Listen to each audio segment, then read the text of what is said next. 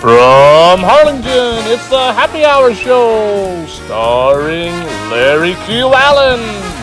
This is not Ed McMahon or Doc Severinsen, but now, ladies and gentlemen, the star of the show, here's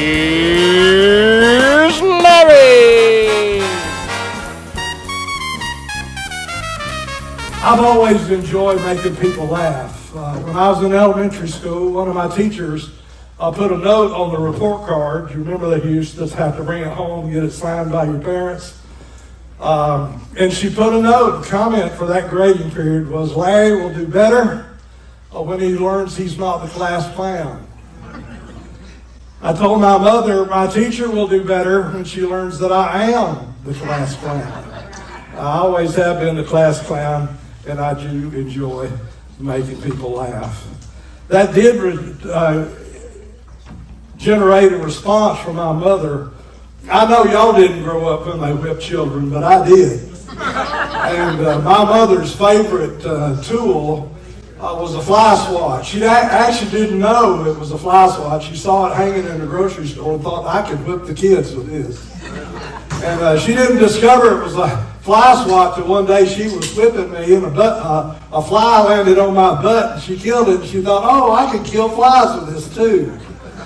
And from then on I got whippings with fly swat full of fly guts. And that is a very healthy thing to do. You know, I'm sort of an inventor of sorts. I'm an idea guy. I'm not an engineer. I can't figure out how to do them, but I have come up with a couple of inventions. One is, I haven't come up with a name for it yet. You know how people drive slow in the fast lane? Does that aggravate you? That aggravates me about as much as anything I can think of. And in thinking about that, I came up with an idea. It's sort of an idea that came from Star Trek. But I believe that every car ought to have something built in the grill that shoots a pulse of energy so that when I get behind a car going slow in the fast lane, that I can shoot them with that pulse of energy and it will relocate them. It'll be like a beam me out of the fast lane, Scotty. And it sends them to a country road in the middle of nowhere, and they have no idea where they're at, and their GPS is disabled. I figure you do that 2 or 3 times to a person, they'll stay out of the fast lane. That's just my opinion. I also, I am a pet lover, and I'm kind of Bob Barker-ish. I want people to spay and neuter their animals, but neutering your dog is an expensive process, and so I was thinking one day, I used to pastor a country church down in Kentucky, and I'd go out with one of my deacons, and we'd go out and check on his cattle, and he kept things on the dash of his truck that he might need over the course of the afternoon. And so he had this one particular thing on his dash, and I thought, you know what? You could adapt that to use with your dog. And I call it the neuterinator, is what I call it. It was actually something that he would, if he would find a newborn bull calf out in his field, he would take this tool and work on him a little bit to make him a steer so that he'd grow bigger and stronger and make better meat. Well, I think you could use that on a dog. In fact, my deacon thought we could use that on a dog. Another church member gave me an Irish setter. It was a beautiful dog. We called him Red. Very creative name. And Red, though, liked to run off. I didn't like to keep him chained. We lived out in the country, and so he wasn't going to be a bother, but he kept running off, and I was afraid he was going to get after people's cattle. And I told my deacon, I said, I need to figure out some way to get this dog from running off. And he said, well, you just need to neuter him. He said, I said, I can't afford that. So he said, well, let me come on over and we'll see what we can do. Him and his son Brian came over and he got that tool off his dash, and they gave me that tool. I've never worked one before. Anybody know what I'm talking about? Any farmers here? Okay, y'all know what I'm talking about? It's kind of like a bolt cutter, but it's not. It's about this long. It's a pincher. That's what it does. It's a pincher. And it's got these smooth knuckles on it. And No skin is broken. It's just a pincher, you know. I was riding my bicycle to the office the other day. And in my park, I actually have an office. Do y'all have an office for Brandon? No, but he could borrow one if he wanted. Okay.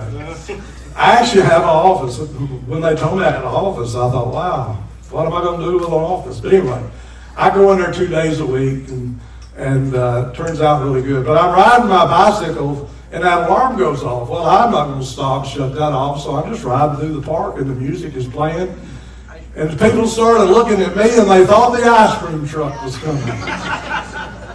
Women was standing on the side of the road with $2 bills, trying to get me to come in. And I decided I had strapped a cooler on the back of my bicycle, and I ride around the park with my alarm playing, and it's been pretty lucrative so far.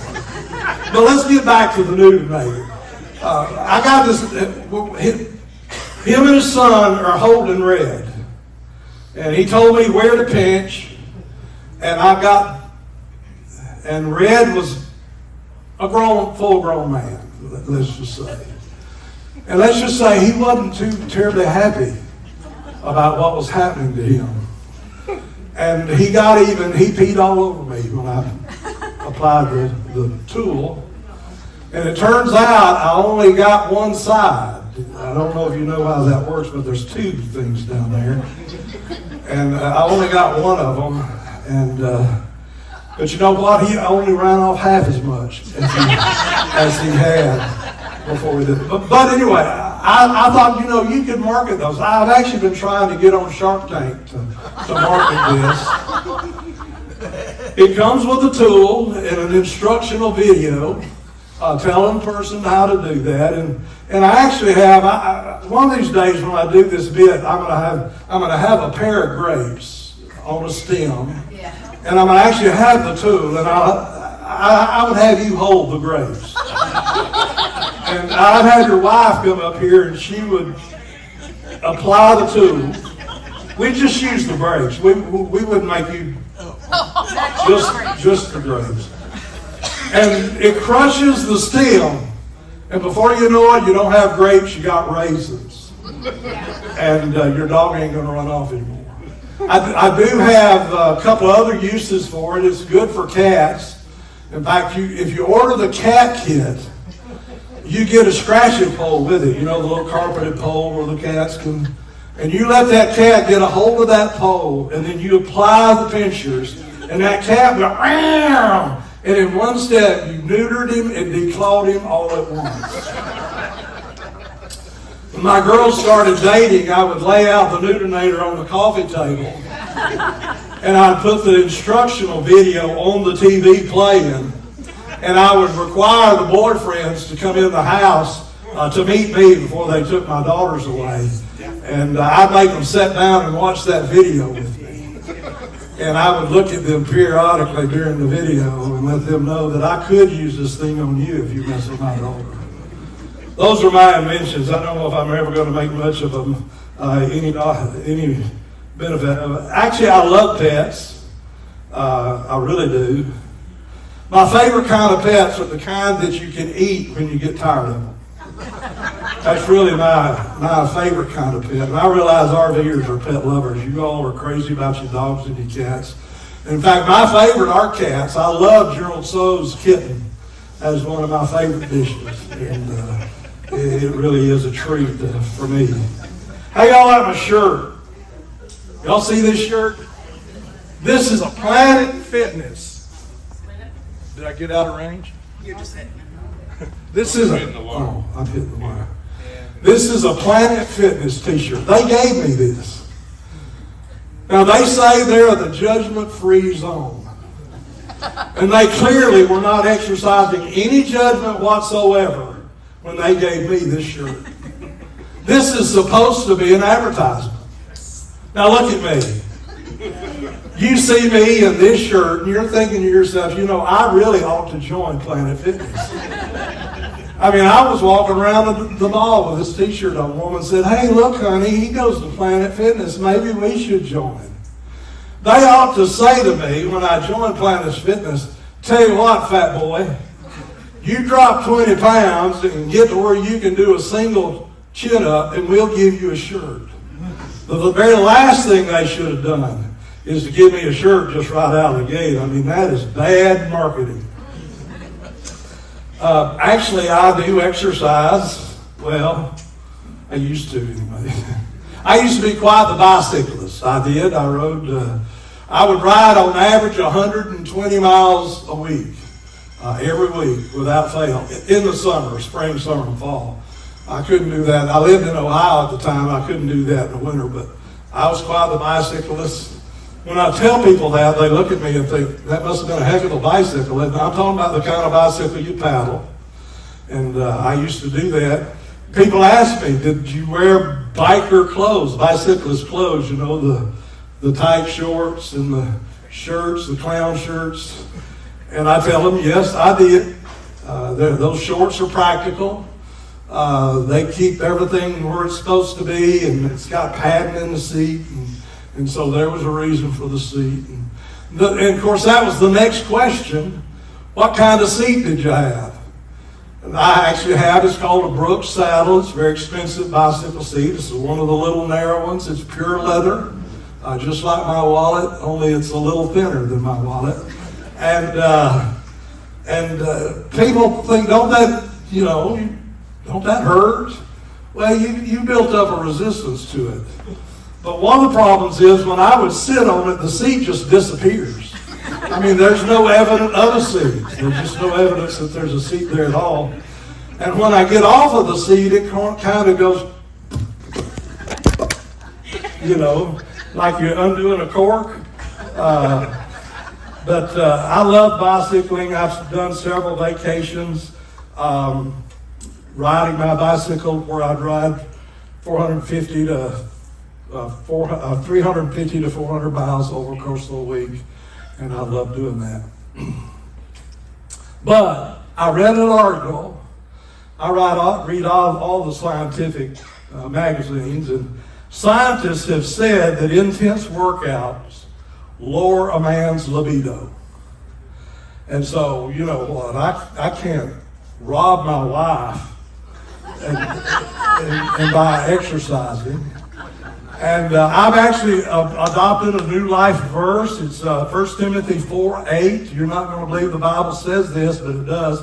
1 Timothy 4:8 says, exercise profiteth little. In other words, no need wasting your time on exercise. It does go on to say you should pursue godliness because that's good for now and the future. But exercise profiteth little. So those are words that I try to live by. And as a result, I've got this, let's call it a stomach table. A lot of people get into body language. This gentleman's got his arms folded. That means he's not happy about what's happening here. That's what that means. That's what they tell us anyway, isn't it? Did I upset you? Does it make you nervous that I want to neuter your dog? But see, I don't believe that. For us, and I'm not calling you fat, but for us larger people, it's just a place to rest our arms. That's all. It's a good place to rest my arm. And when I'm in my recliner, I can put my plate there and eat my dinner. I'm forever losing my wife and my remote. I'll look over on the table and look around. Oh yeah, there it is, on the stomach table. And so I don't take a whole lot from that body language. It is just a thing. So I just flew last week. We went to Minnesota to be with our daughters in Minnesota for Christmas, and on the way back, we're waiting to get on the plane and met somebody coming to Fig Tree. Are y'all here today? No, I didn't think they'd come. I tried to get them to come. I said, look, I'm doing comedy there. But isn't that a coincidence that I'm getting on a plane to come back to Harlingen, and there were about 8 or 10 of them. Their mother lives here, whoever they are, who's got a bunch of family and visit them. I know y'all know. Y'all know about everybody in the park. All right, forget you. All right, but anyway, I remember the very first time I flew. I was well into my 30s before I'd ever flown in an airplane, and I was so excited. I had flown from Cleveland, Ohio to Philadelphia to do a revival there for a church there just outside of Philadelphia. And I'm on the trip back. I'm sitting on the airplane waiting for everybody to board and us to taxi off and take off. And I was 40 pounds heavier then than I am now, believe it or not. I know that's hard to imagine, but just add another 40 pounds to this and I was a seatful, right? I was a seatful. Well, here comes a woman who was the biggest human being I had ever seen. And guess where she was assigned to sit? Right beside me. I looked at her, and she looked at me, and I looked at her, and I said, this ain't going to work, is it? And I said, you have your seat. I'm going to go talk to the flight attendant. And I found the flight attendant. I said, you see that woman over there? Do you see me? That ain't going to work. Sir, let me find you another seat. She actually did that for me, and I bet that woman is thankful to this very day. Used to, you get a seat on the exit row all the time. I like the exit row. You got more leg room. It's just better. But now, they want you to buy that row. And I ain't buying that. I pay a buttload of money for that ticket. They ought to let me drive the plane. But I'm sure not going to spend another $40 to get on the exit row. But I bought such a cheap ticket this time that they didn't assign my seat for me until I got to the gate. But I got to the gate this time on our return trip, and they said, would you like the exit row? Boy, howdy, did I want the exit row. I said, absolutely. Would you feel safe on the exit row? Well, absolutely. Now, you couldn't get me through an exit door if you had to. But I was down for the exit row. So I'm sitting there in my seat, and I've got the window by the door. The seat by the door. And we're in flight, and I'm bored, and I'm looking around. And there's a little square up above the window on that door, and it says, pull here. Well, when I was in high school, you know how they vote you the most likely to succeed and most likely not to succeed and all those. I was voted least likely to follow instructions. I actually was. I made the yearbook for that. Well, and so my entire life, I tried to live in such a way where I didn't live up to that prediction. And so I looked up there and said, pull here. And so I did. I pulled there, and all of a sudden the alarm went off in the airplane. Thank God the door didn't open. There's another handle up in there. But it said for me to pull here. So I pulled here, and I'm not going to get to fly Delta anymore. One time I was right behind the exit row, and and the plane seemed to be full, so I just slipped out of my seat and sat up there. And a woman that was even bigger than the woman I described before, I'm not kidding. She was 5 feet tall and 6 feet wide. I don't even know how they got her in the plane. That's the honest truth. She was enormous. And she come in and sat in the exit row. In fact, she told me to get out of her seat because she had this seat. I was incensed. The very nerve of this woman, honestly, I'm twiggy compared to her.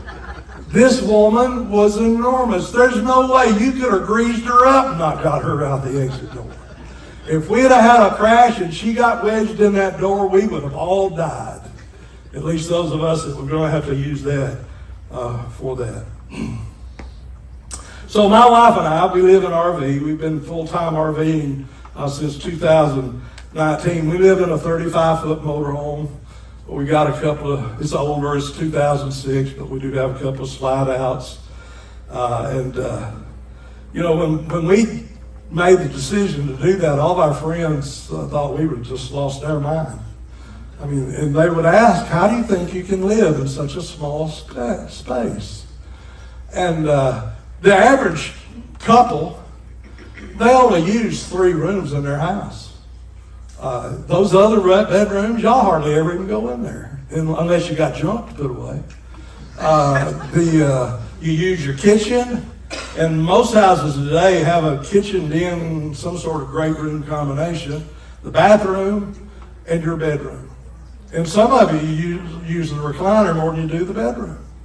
And so we've got 270 square feet. And the only negative thing about it for me is that, sometimes the showers in RVs are kind of little. In a way, living in an RV is kind of like taking a cruise. My wife and I took a cruise a few years ago to Alaska. It was a great cruise. We had a wonderful time. And we got in there. We bought an upgraded, not a suite, but an upgraded cabin.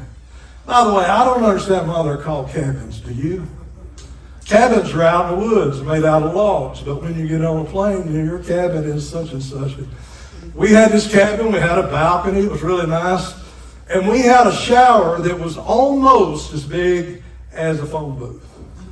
It was tiny. So what I would do when it was time to take a shower, I'd turn the water on, let it get warm, and then I'd squirt Dawn around on the walls of the shower, and I'd get in there and just spin around. That's how I would take my shower in that crazy thing. But our motorhome is a little bit better than that. We've got a pedal flush. Is that what you've got, a pedal flush in your RV? So we went to our daughter's, and they got a normal toilet. And I use the toilet, and I'm like Trigger, trying to count, trying to flush that thing. And then it dawns on me, habits are hard to break, aren't they? Old people, aren't they? I got in the habit of doing this, and when you got to do the real thing, it just throws me off. But, while we was on that cruise, we had anytime dining. Sometimes you've got an assigned dining time, but we had anytime. We could go anytime we want to. Well, doing that meant that we sat at a table full of different people every time. And after our first meal, the conversation kind of went like, who are you? Where are you from? What do you do? Is this your first cruise? Stuff like that. Well, we decided we could be anybody we wanted to be because these people don't know us. And so after our first meal, we would go to the table and we will have made us a plan about who we were going to be and what we have done over the course of our life. For example, that first night, they got around to us and talking to us, and they wanted to know what we did. And we said, well, we're circus performers. And they said they were just fascinated. Well, what is it you do? They were just fascinated. And we said, well, we're trapeze artists. We ride the trapeze. I'm the catcher. She's doing the issues. And the next night, we decided we'd be something different. And I've lost it in my notes. We told them we were astronauts. We had actually met at the space station, up on the space station, out in space, and fallen in love, and we came back to Earth and got married. And we told them that. And then we told them one night we were professional wrestlers. By the way, I've been mistaken on 2 occasions as a professional wrestler. And of course, with the physique like mine, it's no wonder. But I was in Africa, in South Africa, and we were with a missionary, and we had stopped to get gas. And in South Africa, all the gas stations are full service, literally full service. They pump your gas, they check your oil and water, they do the complete thing. And the guy was pumping gas, and him and the missionary were talking in their language, and I'm just standing there looking pretty, and all of a sudden the missionary says, hey, come here. And I went over, and the guy explained to the missionary that he had seen me on television just the night before. This is a true story. Most of what I'm telling you today is a lie, but this is a true story. And so I just simply said to him, you didn't know I was in your country, did you? And he went away thinking he had met him a wrestler. But anyway, we told him that night we were professional wrestlers. One night we told him we were rodeo performers. I was a clown and bull fighter. My wife did the barrel racing. But my favorite one was the night we told them we were porn stars. That really created a lot of interest and conversation. But if I wanted them, if I just felt like I wanted to be quiet and didn't want to be bothered with the conversation, I would tell them I'm a pastor. And then they would shut up. They didn't want to talk to me. He's not going to be any fun at all. I'm actually in my 49th year of ministry. Serving as RV chaplain, like your chaplain here, Brandon. I love your chaplain and his lovely wife. They are awesome. We work with the same organization, and I just love them to death. I pastor the RV church over at Sunshine RV Park. We're the Sunshine RV Church. That's our name. We're over on 77 north of town. Nice part. We love being there. But I'm thinking that we need to change our name. And I'm thinking of calling it the Last Chance Chapel. I mean, let's face it. People are dying here in the valley right now. I have 2 funerals next week already scheduled. They stand in line for me to do memorial services. And so I thought, well, Last Chance Chapel is a good name because that describes a lot of people, describes some of you here. You're on your last chance.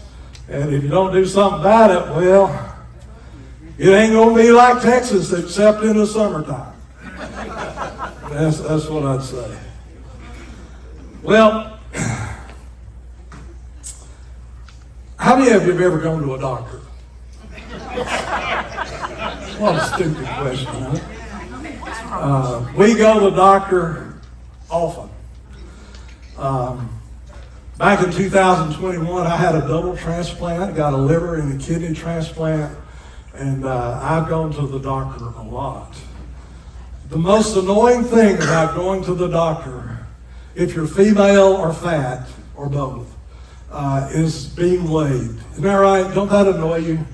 You can go in to have your teeth cleaned and they want to weigh you. I give blood once a month. I have to have my blood work done, be sure my body's getting along with my organs, and they always want to weigh me. Well, that annoys me.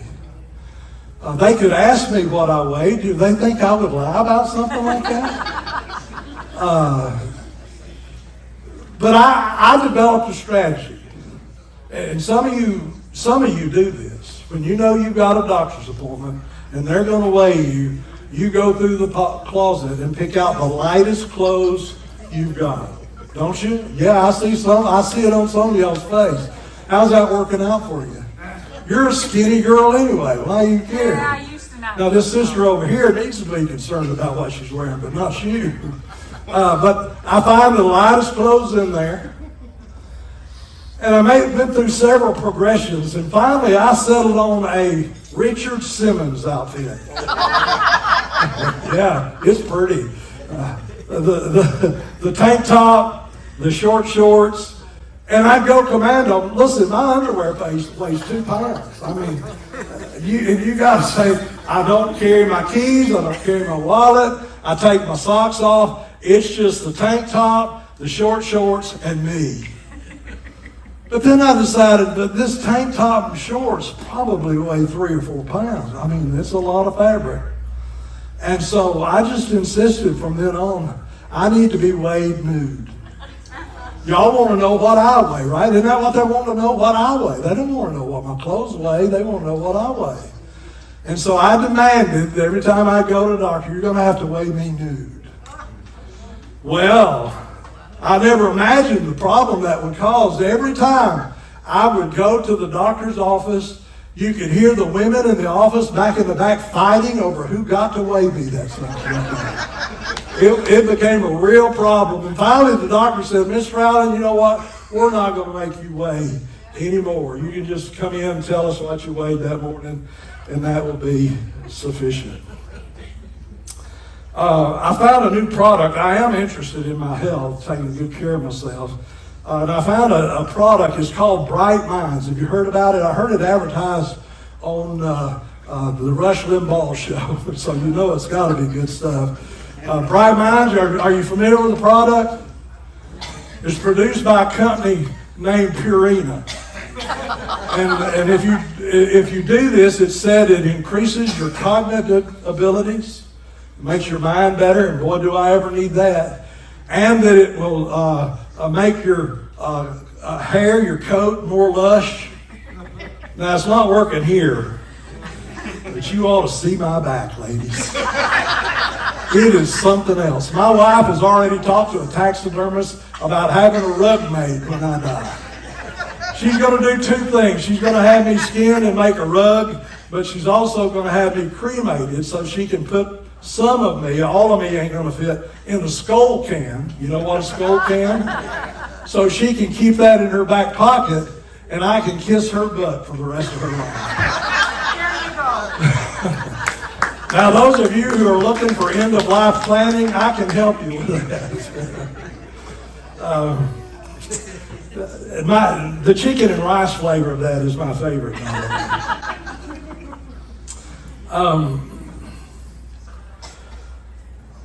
My wife and I began to have problems in the bedroom. That happens when you get older. You know how that goes, right? Yeah. I got an amen here, brother. Any of you sisters want to testify? By the way, I think they've taken up an offering for me, and I'm terribly broke. I want you to dig deep in your jeans for that green salad of salvation and cough it up today. No, seriously. It's a serious problem. We were having problems in the bedroom, and so we began to read and talk and try to figure out some ways that we could make it better. And we heard that some couples rely on mechanical devices to aid in the bedroom. And we began to look at different kinds of things. And finally we settled on a device that we thought would be helpful. And so we got one. And sure enough, we gave it a go. And my, did it ever make a difference. It made all the difference in the world. But with time, you know, things grow old, and we thought, well, maybe we need something else. So I talked to the doctor about, well, what is it that I could do to make things in the bedroom a little bit better for us? He said, well, there are medical solutions that you could do. There are pills you can take now that'll help with that. And so finally, he wrote a prescription for a little blue pill. And with the mechanical device and the little blue pill, I'm telling you, things in the bedroom now are magical. That CPAP machine and that ambient tablet are absolutely wonderful. I sleep like a baby now and leave my wife alone, and she is as happy as she could possibly be. Y'all ought to be ashamed about what you was thinking about. Accusing me of talking about such a thing, me, a pastor. I am ashamed of y'all. Several years ago, my doctor told me I needed a barium enema. How many has ever had a barium enema? Don't want to admit it? You just don't remember.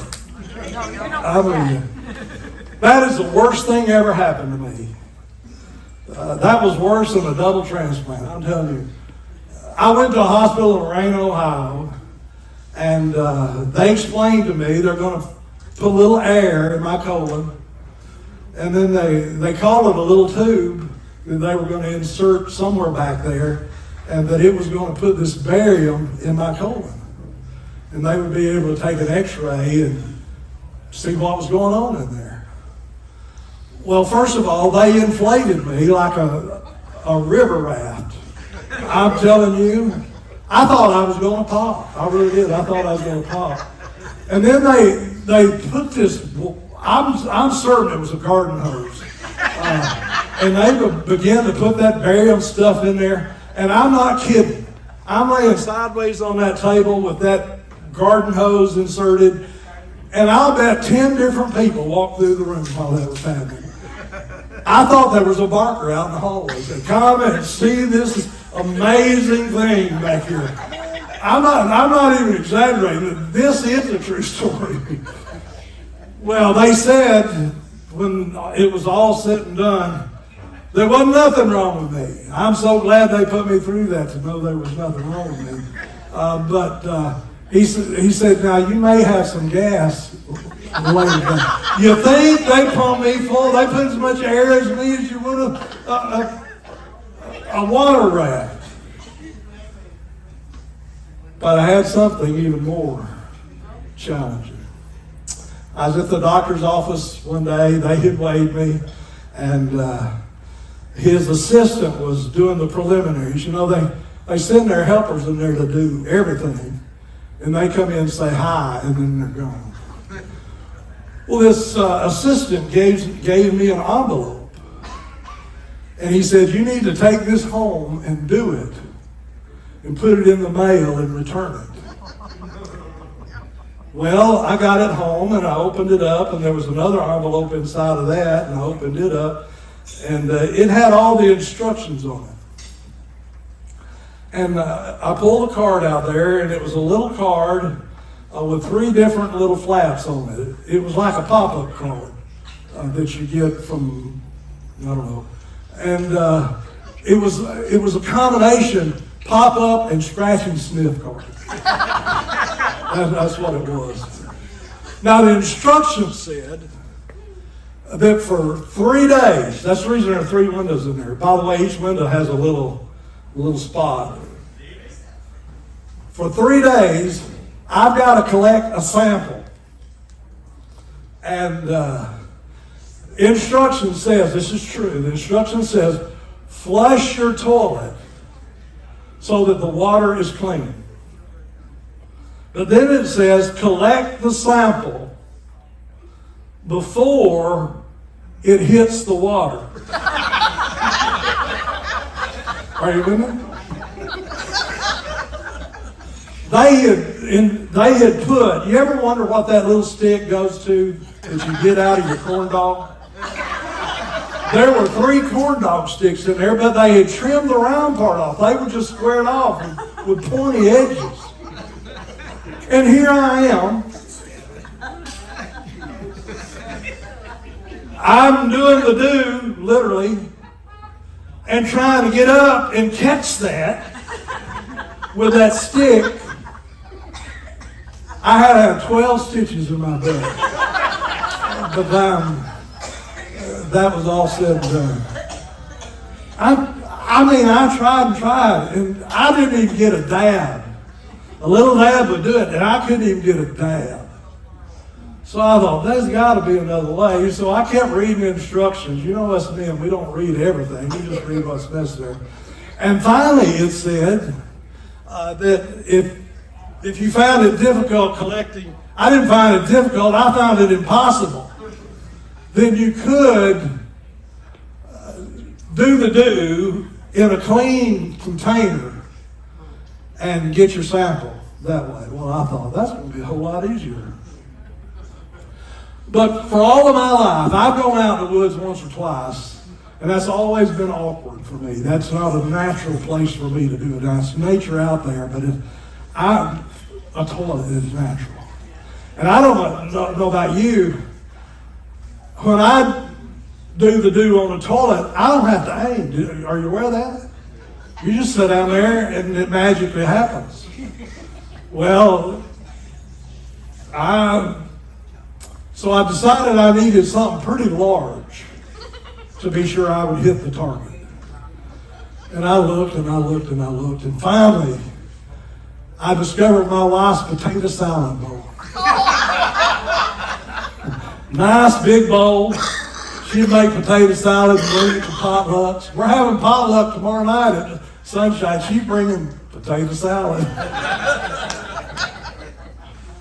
Well, I got that stuff, and it says to smear a little bit on it, and then close it up, and then get some from a different spot, and smear it on the other one, close it up, and then put it all away Do it again tomorrow. For 3 days we did that. Well, every day when I got done with it, I thought, well, what should I do with this? Is that going to spoil? I don't know. Does it spoil? It smells spoiled when it comes out. So I thought, I probably ought to put this in the refrigerator. My wife come home, said, I think there's something bad in the refrigerator. I said, well, honey, I can't imagine what it'd be. Well, the next night she comes home, says, that's getting worse, Larry. What's wrong with this thing? And so after 3 nights, finally it's all said and done.